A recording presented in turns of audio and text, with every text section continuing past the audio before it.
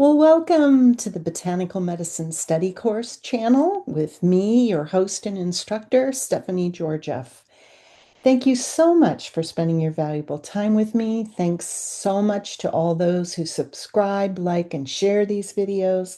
I super appreciate that. And I especially want to give a big shout out to my Patreon supporters for your very valuable and much appreciated support. Now, this is the Botanical Medicine update, and this is for July 28th, 2025. And we're going to be looking at cannabis research. Now, before we get started, I want to say I've had a really good time. It's very interesting doing these wonderful updates. And like all of us, I would like to take a little time off for the month of August. So my Patreon supporters will still be getting their content, but the public channel, I'll be taking a little bit of a hiatus until September, and it'll happen after the Labor Day holiday. So just a little warning, and here we go.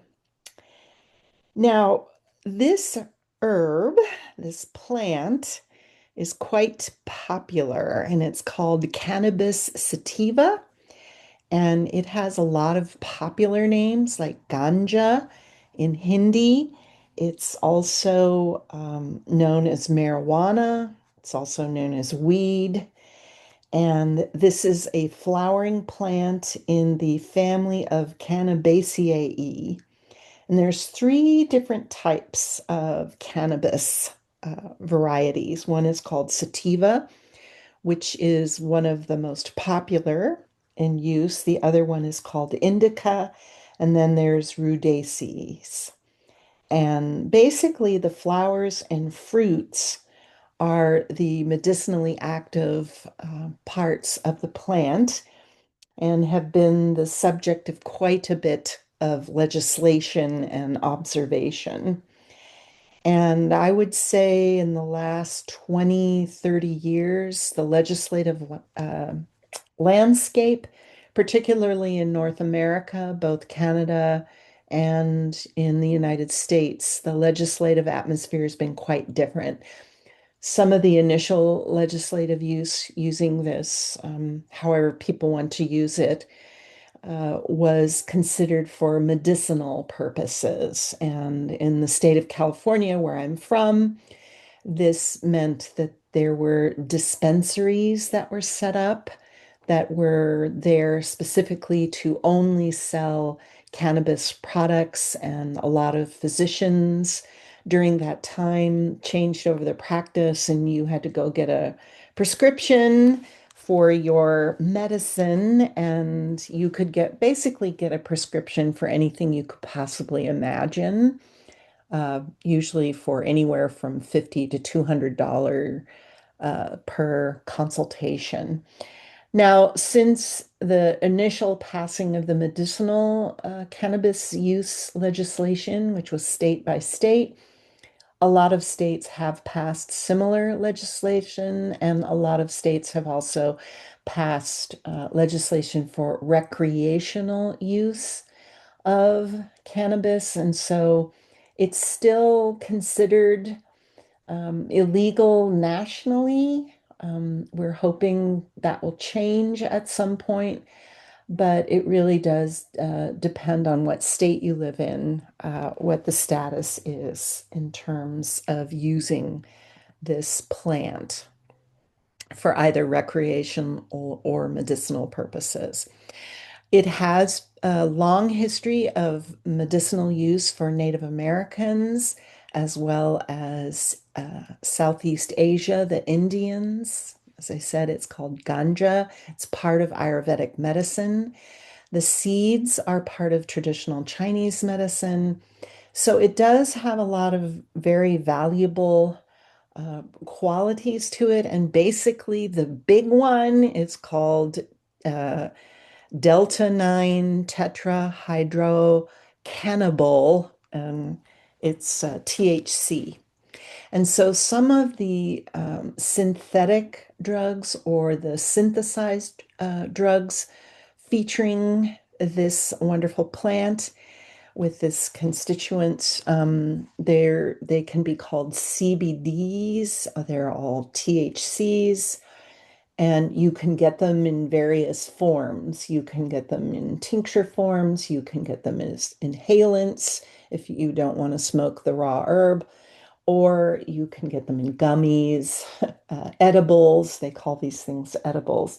And it's basically this constituent that has a lot of effects on the nervous system. It's an alkaloid, which means it works on the nervous system. And some people find this a very pleasurable thing. It's used for all kinds of different things. I would say this is probably the most self diagnosed use of any type of herbal medicine that I'm aware of. And people use it for things like depression, anxiety, to help sleep, relieve pain. Back in the early days before it was legal, a lot of people would use this herb, smoke it to help with nausea, when they were getting chemotherapy for cancer. And that was always just a lovely statement on the judicial system where people were being thrown in jail because they were smoking marijuana during their cancer treatment. Um, but traditionally, it is used to help combat nausea. That's one of the big reasons that it's used for traditionally in terms of medicine. It's also used to help relieve pain traditionally, and it's also used to help people sleep. Now, since there has been all the changes in legislation, there are now a lot of very interesting studies that are coming out regarding marijuana. And there were two new studies in the news this week that I thought you would find that were really interesting. And one of them was a metadata analysis of something called CSH, and that's short for cannabis hyperemesis syndrome. And the word hyperemesis means throwing up. So this apparently is a thing.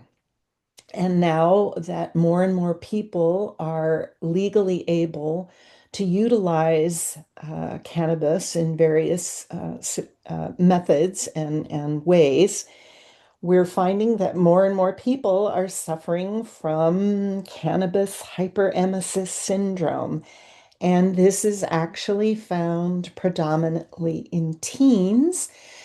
And what the study was doing was researching and documenting data regarding how many teenagers were coming into emergency rooms, throwing up excessively, and trying to figure out why. And this was why.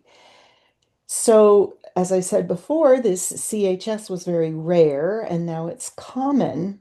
And the study was started in 2016. And according to the data at that time, there were 6.8 incidents of uh, cannabis hyperemesis syndrome per 1 million people. And now there are 160 cases of cannabis hyperemesis syndrome per million. And what's interesting is the biggest jump of numbers actually happened in 2023.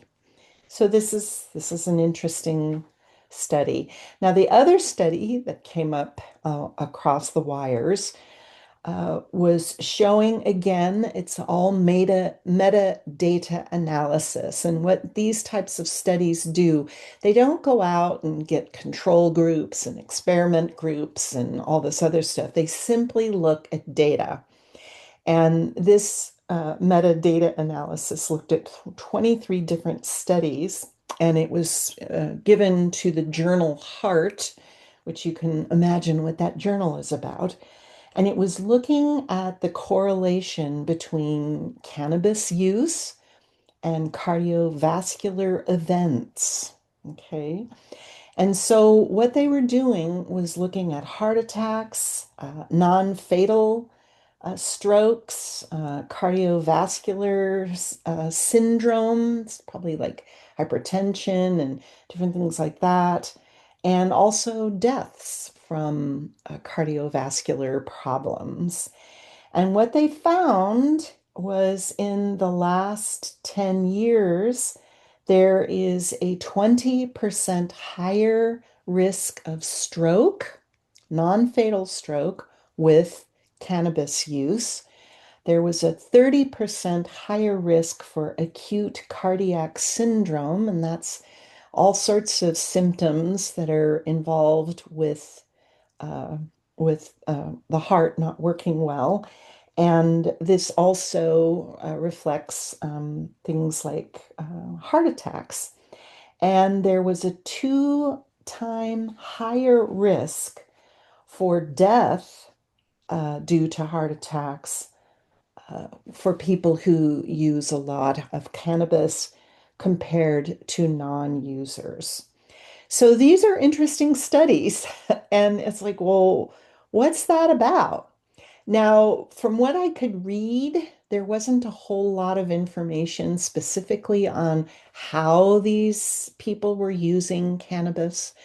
So I don't know if the majority of them were smoking the raw herb or they were taking THC in edibles or however they were using this. So, but and this, what I'm going to say is just my opinion. I have no basis to prove this. Um, in the big outcome, particularly of the cardiovascular risk in cannabis use, is that if you are suffering from anything from high blood pressure to recovery from a heart attack, anything like that, you really need to discuss both with your pharmacist as well as your physician and your healthcare provider on use of cannabis and what kind of risks you may be incurring if you are taking this. But what I can tell you as an acupuncturist, there were two things that I always told my patients when they were getting acupuncture. And so they could time their treatments. And it was like, please don't smoke cannabis or drink alcohol before your appointment or 24 hours after your appointment, because both of those would basically completely erase any benefit that you would get from your treatment. So, if you wanted to have your acupuncture treatment on Friday, but you were going wine tasting that weekend, we might want to postpone the appointment. And the other thing is that excessive marijuana smoking, cannabis smoking, was very detrimental to the kidney meridian. And we also knew at that time, and this was 15, 20 years ago, that excessive cannabis smoking often resulted in paranoia in the clients. Well, if you're if you understand Chinese medicine, you understand the kidneys are related to the emotion of fear.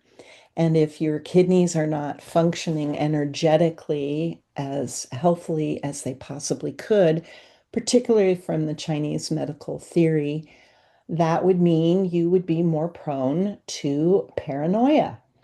And in Chinese medicine, the kidneys anchor the heart. Okay. So if the kidneys are weak, then the heart isn't going to function as healthy as it possibly can. So again, this is my theory. I have no studies to point to on this, but it's something interesting to consider. And also because of in the hyperemesis syndrome, you know, small amounts of cannabis taken either as a tincture or in smoking form can help alleviate nausea. But if you're really overdosing on this, you can see why somebody might get really nauseated. I mean, there's a whole thing in herbal medicine, like cures like, and if you have little bits of things that can cure things, but if If you start overdosing on something, it may cause um, these terrible symptoms. So these are just some things to think of. And again, I am very in favor of not outlawing a plant because every time you try to legislate nature, it's never a good idea. It just isn't. But, people, particularly in Western culture, we don't like being upset and sad. Um, we like to numb our consciousness. And so these plants that traditionally can be very healing or used in ritual or however, we overuse them, and the physical aspects of that can be not desirable. So, again, everything in moderation. But if you are having trouble throwing up all the time, and you also are having any type of heart or stroke issues, high blood pressure, high cholesterol, anything like that, you really need to discuss with your healthcare provider on how you should take this very popular substance. So I thought those were interesting studies for you to be aware of. So this is Stephanie Georgia saying thank you so much for spending your valuable time with me. I so appreciate that. And I want to invite you to check out all the links in the program notes for interesting information. And just to remind you that I will see you in September. And my Patreon supporters, I will continue to post much content on the Patreon uh, page. So until September, after Labor Day, I hope that you will be well and you will enjoy the middle of our summer.